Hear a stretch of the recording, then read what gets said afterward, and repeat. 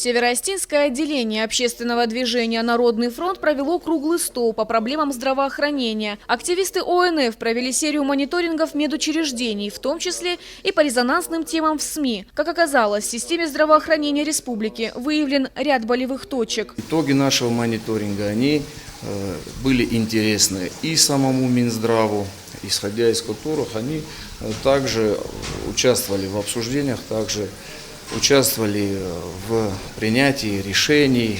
И я думаю, в дальнейшем те итоги, к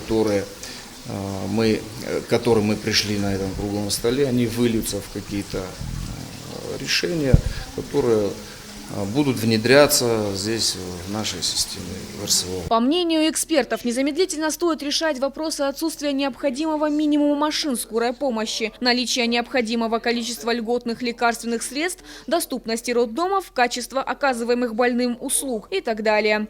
Особое внимание на встрече было уделено оптимизации больниц и клиник. Так, чтобы соблюсти майские указы президента, избежав тем самым кризиса, необходимо переходить на современные стандарты в работе. Позже эксперты обсудили вопросы о томографах, точнее их нехватке. Так, сегодня в наличии у республики 7 томографов, из них с переменным успехом работают лишь 5. Реальных вариантов обследоваться у людей лишь 2. Или месяц ждать очереди в Бесланский многопрофильный центр, или же ехать в Кабардино-Балкарию. Так, чтобы дождаться приема у врача, в среднем необходимо запастись терпением и прождать около часа. Если же вы вызываете карету скорой помощи, то в среднем вам придется ждать от 1 до 1,5 часов. И при этом постараться не умереть. Как обыватель, меня, конечно, какие-то пункты очень даже не устраивают.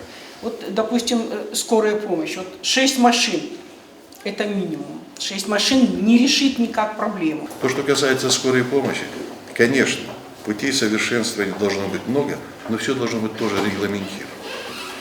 И много это зависит от профессиональной подготовки и прежде всего диспетчеров. Мы сейчас пытаемся, чтобы у каждого диспетчера был список, который хронических больных.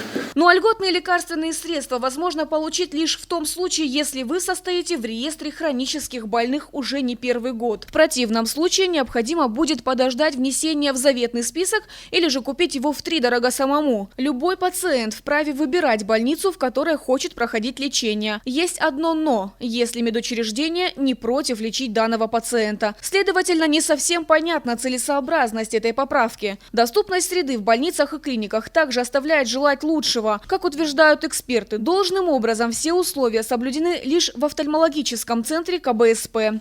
Однако мониторинг показал, что качество обслуживания пациентов в той же республиканской клинической больнице стремительно растет. Все выявленные проблемы лягут в основу тем и вопросов, которые планируется вынести на повестку предстоящей Всероссийской конференции по здравоохранению. Форум состоится через месяц при непосредственном участии главы государства и лидера ОНФ Владимира Путина. Фатима Дзываева, Олег Рамонов, Осетия ТВ.